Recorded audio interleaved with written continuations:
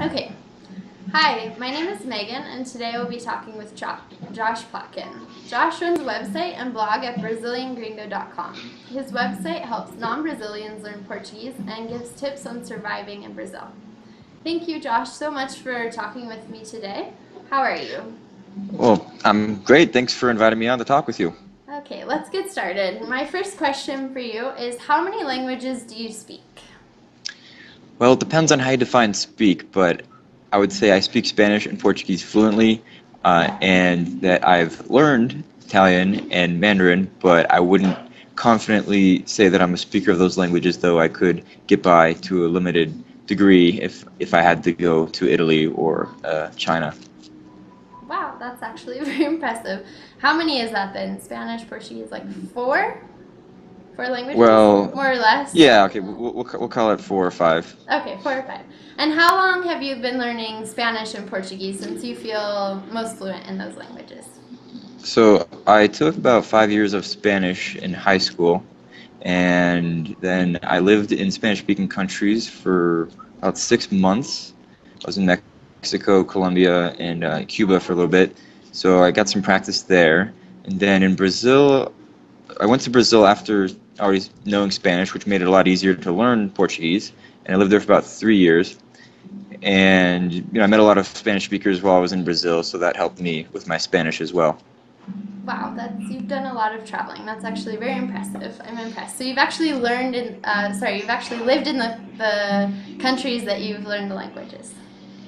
Yeah, with Spanish, most of my experience with Spanish was, in a traditional classroom setting, and there's a big difference between my Spanish and my Portuguese. Whereas, Portuguese, I didn't uh, take any classes at all, so I learned it by talking with people.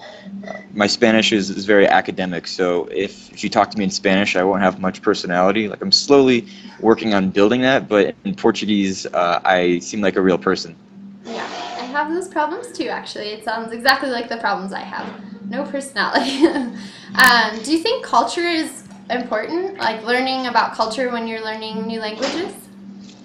Yeah, I think culture is probably one of the most important and most overlooked aspects of learning a language. Is in my Spanish classes, we didn't really focus on culture at all. We just focused on the grammar, we focused on the verb tenses, we focused on vocabulary, and and as a result, when I speak Spanish with people, they have a hard time connecting with me. I have a hard time making them laugh. I mean, because I don't understand them. I mean, there's so many Spanish-speaking countries now have a different culture, but I never really focused on one. I mean, I picked up little bits of Mexican culture, and I was able to, um, you know, make Mexicans laugh to a limited extent. But with Portuguese, I was focused entirely on the culture, and I feel like I know Brazilians pretty well, so I can make them laugh. I can make jokes, off the cuff. When talking to someone, and I just can understand them a lot better, and they can understand me a lot better when I'm talking to them in Portuguese because I know how to frame what I'm saying in a way that will be understood by their cultural background. Yeah, I think that learning about culture is extremely important to communicate, the communication aspect of learning a new language. And what do you think has worked for you in terms of methods of learning? Because there's so many different ways of learning languages. Do you have any that stands out for you as like the best way to learn? Well, the best way to learn would be to put yourself in an immersion environment, and that doesn't necessarily mean that you have to go to a country where they speak the language you're trying to learn. It just means that you have to immerse yourself completely, as much as you can, in material and in the culture of the language that you're trying to learn. So, if you're in Denmark trying to learn Chinese, go to a Chinese restaurant, listen to Chinese music, make friends with Chinese people on Skype, watch Chinese TV shows, join all these Chinese Facebook groups, try to find what young Chinese people, like the memes that they're sharing, and just, try to get a fascination for the culture and spend as much time as you can uh, in that environment, wherever you are in the world. So did you watch a lot of Brazilian telenovelas during the time you were learning Portuguese then? Was that something that you did? I didn't do telenovelas. I mean, No. within the culture, there's all sorts of subcultures, Sure. and I just absorbed the culture of the group of people that I was around, which at first was mostly college kids, and then later on I would I'd branch out into other subcultures that I was trying to learn more about, and I'd spend time around those people, and read the blogs that they would read, and and learn that way. Okay. And have you tried anything yourself that you absolutely do not recommend to anyone in terms of learning a language? Yeah, Rosetta Stone is like, I still don't get why. I mean, I get why people use it because they've got like a really good marketing program, but in terms of the amount of time you put into it versus what you get and how much you have to pay for it, it's just a big scam, and it breaks my heart to see people using Rosetta Stone when if they put that same effort into some other program or a program of self-study, they would get so much more out of their study time. Yes, I have the same opinion as you do, but do you think that there's another one, I can't remember the name online. Pimsleur? Sorry? Ah, Pimsleur. Pimsleur? Yeah, like what about Pimsleur? That's the one as well. Do you think that works? Something more like that? Yeah, I'm not as critical about Pimsleur. I think Pimsleur is the intended use is it's all audio, so you can listen to it wherever you go. I mean, you can't learn and you can't multitask while you're trying to learn a foreign language, so you can't zone out and do something else. But the flexibility of being able to listen to Pimsleur while you're walking or driving, I think makes it useful for people who are trying to learn on the go. Okay, very good. And what do you think about visuals? For example, like flashcards. Do you use flashcards, or is that something that just doesn't work for you? I like to write stuff down. I like to keep lists, and then I never really was big on flashcards. I experimented a little bit with Anki and those spaced repetition softwares, but yeah, I like to learn by writing, and that's learning through experiences, and then writing about my experiences, and then like having conversations with myself. Practicing the words that I learned when no one's around. Oh, that's good. You have to watch out, though. You can't do that on a bus, for example, I think. Having a conversation with yourself. I mean, after living in Brazil, I'm a lot more comfortable being that crazy guy who talks and sings on the bus. It happens, I think. I understand that.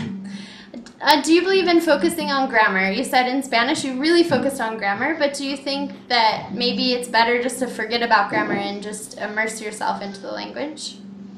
It depends on where you're at in the learning. I think grammar is obviously important at higher levels, but in the beginning I think people get too focused on grammar, and they obsess over the rules of the language, and they are thinking too much about whether they're saying it grammatically correct, and that inhibits them from going out and speaking with someone. I mean, you don't need to have perfect grammar to be able to order a cup of coffee or to be able to get directions on a bus or to do any number of things.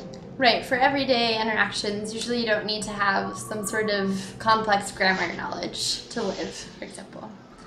Yeah, and I think people forget why they're learning the language in the first place, which is to communicate with people and to accomplish minor tasks and to express their point of view. And I mean, people generally don't define why they're learning a language in the first place, and they get off track from that.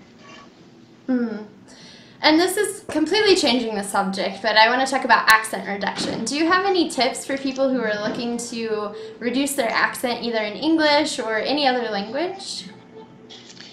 So I would reframe it and not talk about accent reduction, but I would focus more on trying to gain an accent. So try to find we'll talk about American English, for example. Like, American English is too broad. You can't learn American English. If you're trying to speak more like an American, I'd focus on, I don't know, Californian English or New York English. Pick a very specific accent, and then get as much material as you can of native speakers using that accent, and then break down the individual sounds that they use to create words, and then practice those individual sounds. So like with the word water, like wa, t, like you practice each sound individually before you try to formulate words, and then once you've gotten the word pronunciation, then you got to focus on like the flow of the sentence, because like there's like a music to every language. So you've got to for that I would suggest grabbing a sentence of a native speaker saying, or like get a native speaker to say what you want to learn how to say, have him record that, and then you say that, and then compare the two, and where like they don't match up, then that's where you need to work on improving your flow. Do you think that that's something that you can do by yourself, or is it something that you definitely need someone to work on it with you? It helps to have someone working on that with you. If you use SoundCloud, you can match those two. Like if you record both of those things in SoundCloud, you can match the two together and see where it doesn't match up. Okay, I like that tip actually. It's something that I hadn't thought of doing before, especially using SoundCloud. That's a really good program to use in order to help yourself. What did you call it? Not accent reduction, but picking up an accent, actually. Yeah. I like that. Is there anything else that we haven't talked about that you wanted to add about learning a language or motivation for learning different languages, or your experience in particular? I would just say simplify what you're trying to do and just do little things instead of trying to do big things.